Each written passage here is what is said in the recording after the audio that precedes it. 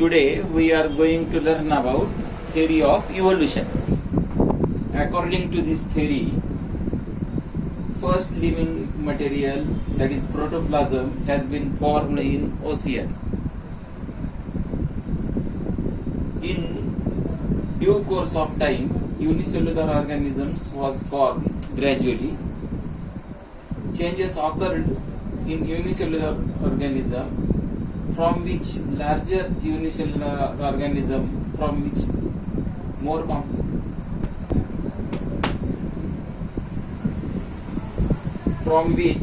larger and more complex organisms were formed. All those changes were slow and gradual. Duration of all these changes is at most 300 crore years. Changes and development in living organism. All changes is a must, that is, it is at most 300 crore years. Changes and development in living organism had been all round and multi-dimensional, and this led to evolution of different types of organism. Hence, this overall process is called as evolution. Gradually changes occurred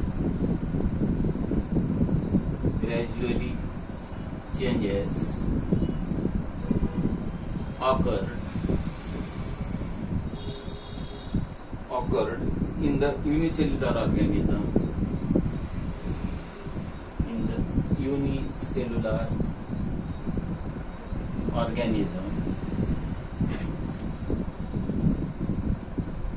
Unicellular organism, from which larger and more complex organism is born.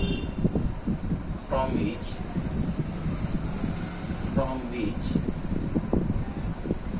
larger and more complex organism is formed.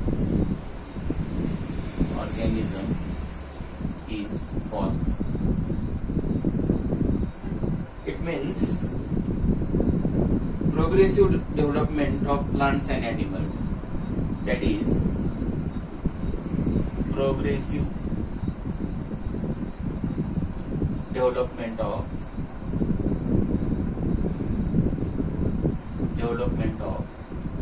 plants and animals. From the ancestor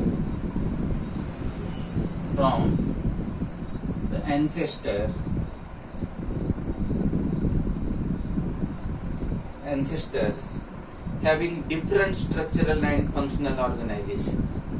That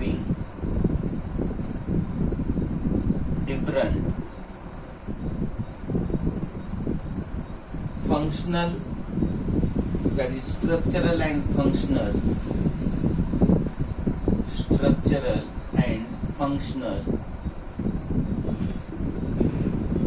organization. Organization is called evolution. Now take down this information.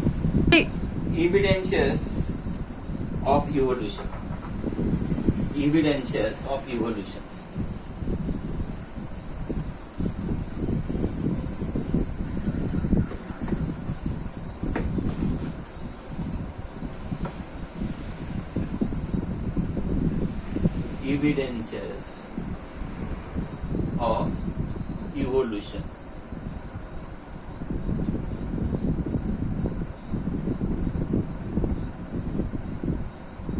That is,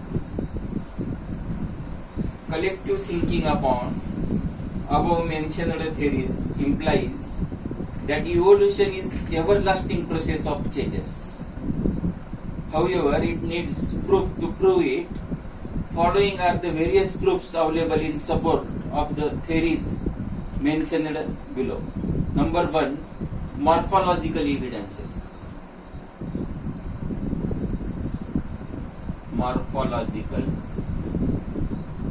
evidences.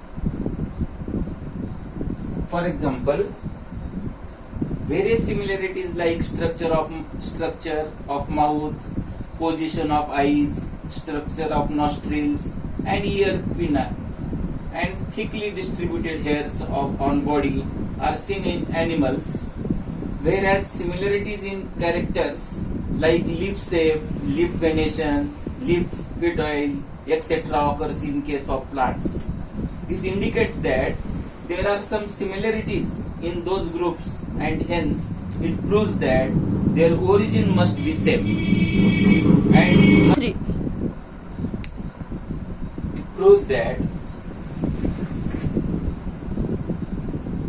it proves that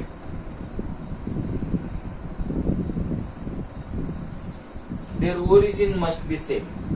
Their origin must be same and must have common ancestors and must have common ancestor. Common ancestor.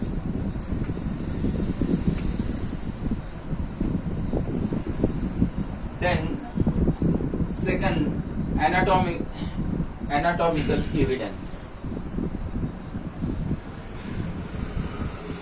Anatomical evidence. For example, there is similarity in internal structure of bones, body joints, in organs of each of those animals. This similarity indicates that those animals may have common ancestor. For example,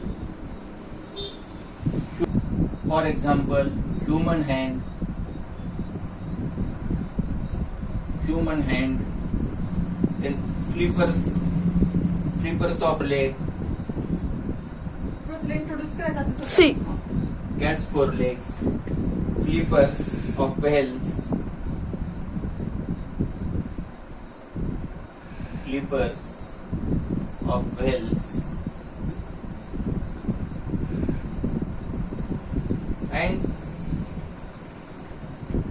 and potassium of bat.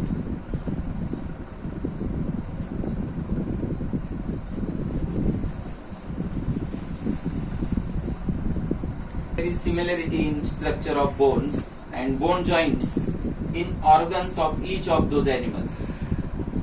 Then third, vestigial organs. Vestigial organs.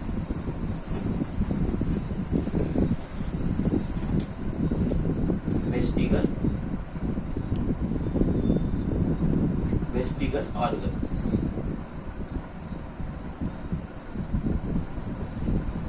Degenerated or undeveloped useless organs of organism are called vestigial organ.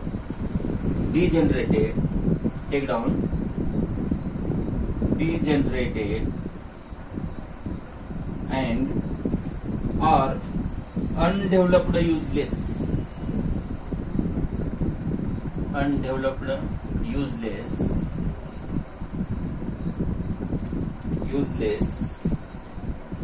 organs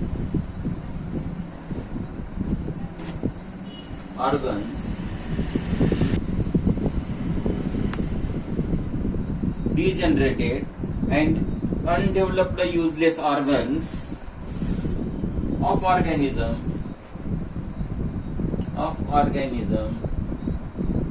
is called vestigial organ. A specific structure in the body is useful under certain situation. However, same structure under different situation may become useless or even harmful. Such structure begins to generate under such situations as per the principle of natural selection. For appendix. For example, C. That is, for example, vestibular organ, appendix, which is useful in ruminants and useless for human beings. Second example, ear pinna, that is useful in monkey and useless for human. Various vestibular organs, for second example, like tailbone, various tailbone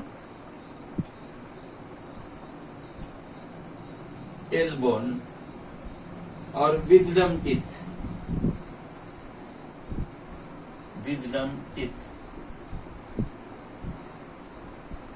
and body hairs are present in body of human beings, and body hairs.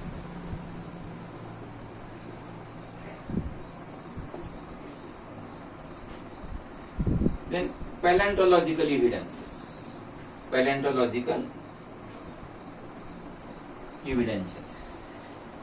For paleontological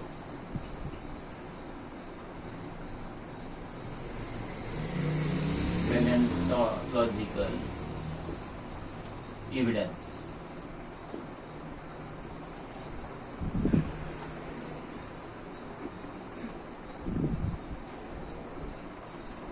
For example, remnants and impression of such organism remain preserved underground. These are called as fossil.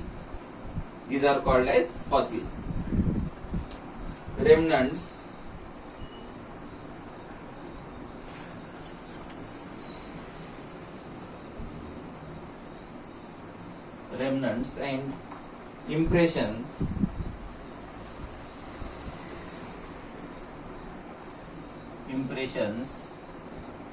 of such organism remain preserved.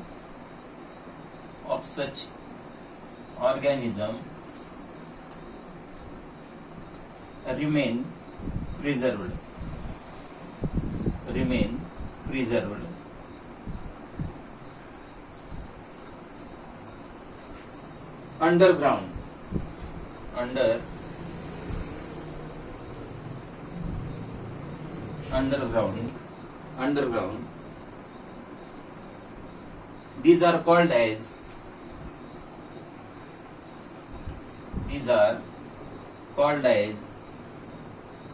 fossils.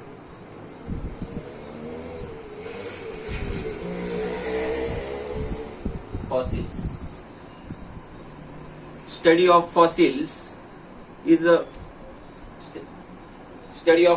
is an important aspect of study of evolution that we will take tomorrow.